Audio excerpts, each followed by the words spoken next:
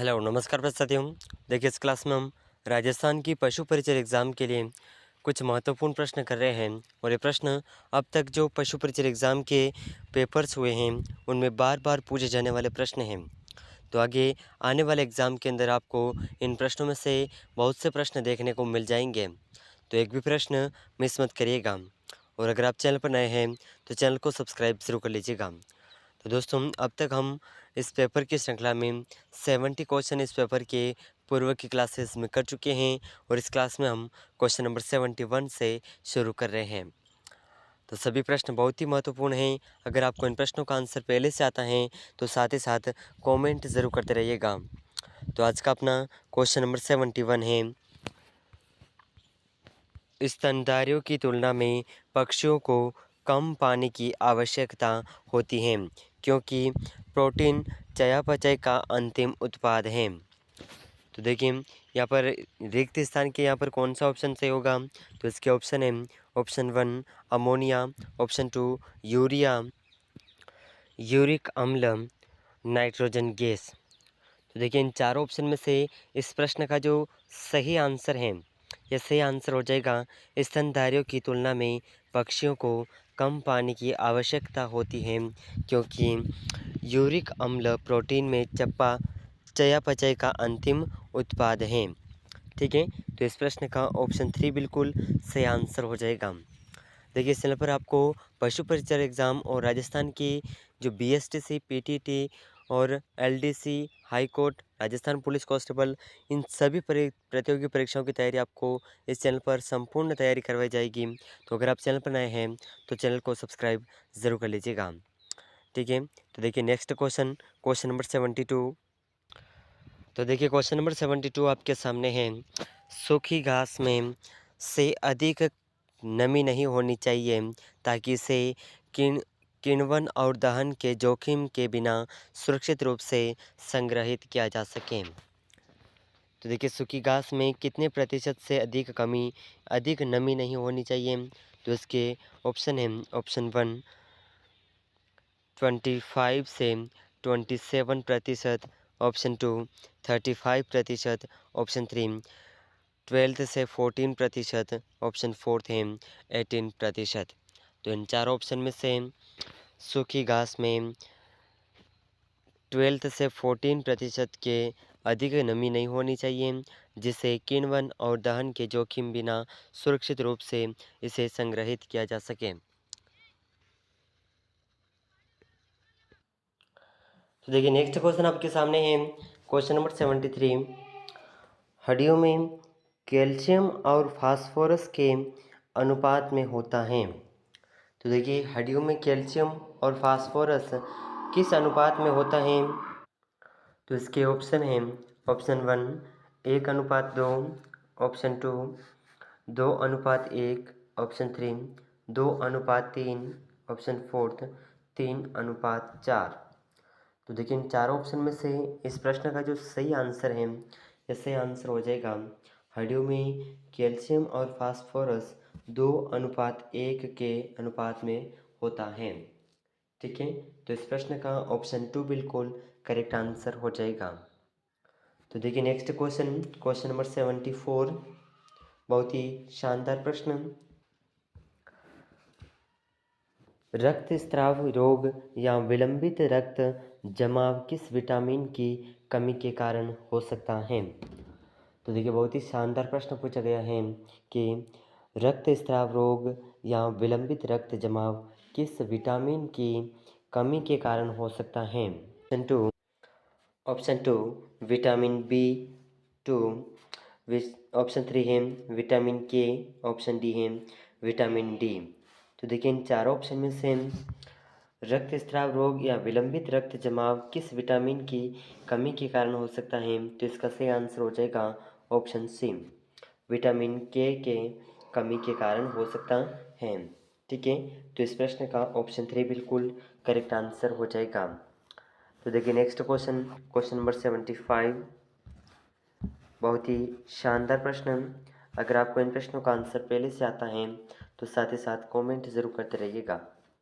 ठीक है, तो देखें विटामिन B12 का सामान्य नाम क्या है? तो देखिए बहुत ही शानदार प्रश्न पूछा गया है कि विटामिन बी 12 का सामान्य नाम क्या है? तो इसके ऑप्शन हैं, option 1 cyanocobalamin, option 2 riboflavin, option 3 ascorbic acid, option 4 है बायोटीन। तो देखिए इस प्रश्न का जो सही आंसर है, विटामिन बी 12 का सामान्य नाम साइनोकोबालिन कोबालामीन है। ठीक है, ऑप्शन 1 इस प्रश्न का बिल्कुल करेक्ट आंसर हो जाएगा। तो देखिए नेक्स्ट क्वेश्चन, क्वेश्चन नंबर 76। तो इस प्रश्न के अंदर रिक्त स्थान है। ठीक है, तो इस रिक्त स्थान के स्थान पर कौन सा ऑप्शन सही होगा, इसका हमें ज्ञात करना है। तो इसके ऑप्शन है, गैर रोगजनक जीवों का जैव संवर्धन है जिन्हें मौखिक रूप से प्रशासित किया जाता है। तो इसके ऑप्शन हैं, prebiotics, option 2 antibiotic, option 3 probiotics, option 4 है जैव परिरक्षक। तो इन चारों ऑप्शन में से इस रिक्त स्थान के यहाँ पर कौन सा ऑप्शन सही होगा, इसका जो सही आंसर है, ये सही आंसर हो जाएगा ऑप्शन। तो देखिए इस प्रश्न का जो सही आंसर है, ये सही आंसर हो जाएगा ऑप्शन सी प्रोबायोटिक्स।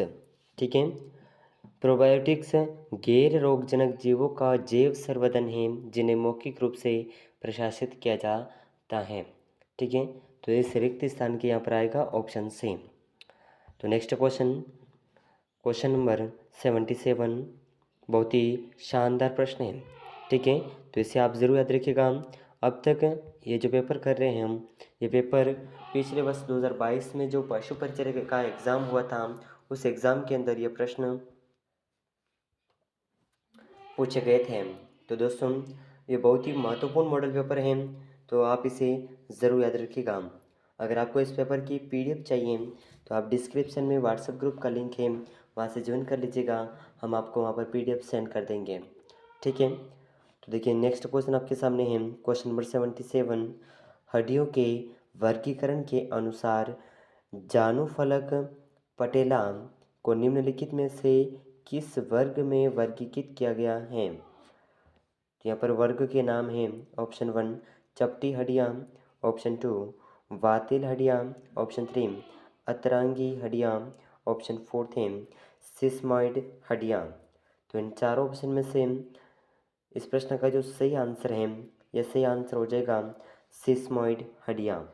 इन्हें हड्डियों के वर्गीकरण के अनुसार जानुफलक यानी कि जिसे पटेला भी कहते हैं, इसे इस रूप में वर्गीकृत किया गया है। ठीक है, तो इस रूप का नाम है सिस्मोइड हड्डियाँ। ठीक है, तो इसे आप ज़रूर याद रखिएगा, बहुत ही महत्वपूर्ण प्रश्न है। तो देखिए नेक्स्ट क्वेश्चन, क्वेश्चन नंबर 78। तो देखिए शानदार प्रश्न है, क्वेश्चन नंबर 78। किस हड्डी को स्तन की हड्डी के रूप में जाना जाता है? तो ऐसी कौन सी हड्डी है जिसे स्तन की हड्डी के रूप में जाना जाता है? तो इसके ऑप्शन हैं, ऑप्शन 1 उरोस्थी, ऑप्शन 2 त्रिकास्थी, ऑप्शन 3 ओएस कॉक्सी, ऑप्शन 4 है असमफलक। तो इन चार ऑप्शन में से इस प्रश्न का जो सही आंसर है, यह सही आंसर हो जाएगा ऑप्शन 2 त्रिकास्थी हड्डी को स्तन की हड्डी के रूप में जाना जाता है।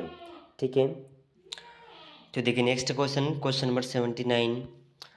निम्नलिखित में से कौन सा जोड़ अग्र अंग का जोड़ नहीं है? तो देखिए बहुत ही शानदार प्रश्न पूछा गया है कि कौन सा जोड़ अग्र अंग का जोड़ नहीं है। तो इसके ऑप्शन है, ऑप्शन 1 कंधे का जोड़, ऑप्शन 2 कोहनी का जोड़, ऑप्शन 3 घुटने का जोड़, ऑप्शन 4 है इनमें से कोई नहीं। तो देखिए इन चारों ऑप्शन में से इस प्रश्न का जो सही आंसर है, इससे आंसर हो जाएगा वह जोड़ जो अग्र अंग का जोड़ नहीं है, यह है घुटने का जोड़। ठीक है, तो इस प्रश्न का ऑप्शन सी बिल्कुल करेक्ट आंसर हो जाएगा। तो इसे आप ज़रूर याद रखिएगा, बहुत ही महत्वपूर्ण प्रश्न है। ठीक है, और अब तक इस पेपर के हम 80 प्रश्न कर चुके हैं, यानी कि पूरा लगभग पूरा मॉडल पेपर कवर हो चुका है। इसमें आपको अधिकांश ऐसे प्रश्न हैं जो देखने को मिल जाएंगे। तो दोस्तों, आप किसी भी एग्ज़ाम की तैयारी कर रहे हों जिसमें राजस्थान जीके और इस पशु परिचय एग्ज़ाम का जो पार्ट बी है, ठीक है, उस पार्ट बी के कुछ महत्वपूर्ण प्रश्न हैं पशुओं से संबंधित, इन प्रश्नों को देख रहे हैं। तो इन प्रश्नों को आप ज़रूर याद रखिएगा, आपको आने वाले एग्ज़ाम के लिए बहुत ही हेल्पफुल साबित होंगे। ठीक है, तो नेक्स्ट क्वेश्चन, क्वेश्चन नंबर 18।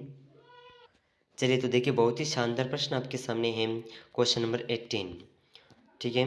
निम्नलिखित में से किस प्रकार के दांत मवेशी और भैंस में अनुपस्थित होते हैं? तो यहाँ पर क्वेश्चन के अंदर पूछा गया है कि कौन से दांत हैं जो भैंस यानी कि पशु के अंदर अनुपस्थित होते हैं, जो पशु के अंदर नहीं पाए जाते हैं। ठीक है, तो उस दांत के नाम हैं कृतन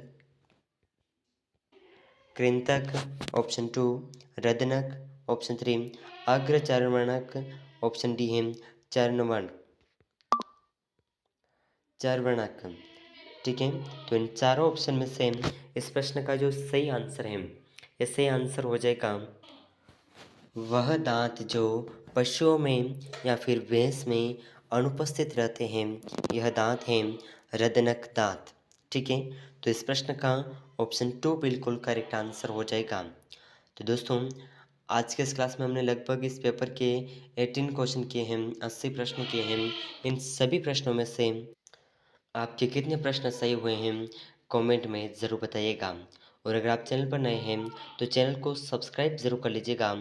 और पशु परिचय एग्ज़ाम से संबंधित संपूर्ण तैयारी आपको इस चैनल पर करवाई जाएगी। तो अगर आप चैनल पर नए हैं तो चैनल को सब्सक्राइब ज़रूर करिएगा और इस क्लास को अपने दोस्तों के साथ शेयर ज़रूर करिएगा। ठीक है, तो मिलते हैं अगले महत्वपूर्ण प्रश्नों के साथ में। तब तक के लिए जय हिंद, जय भारत।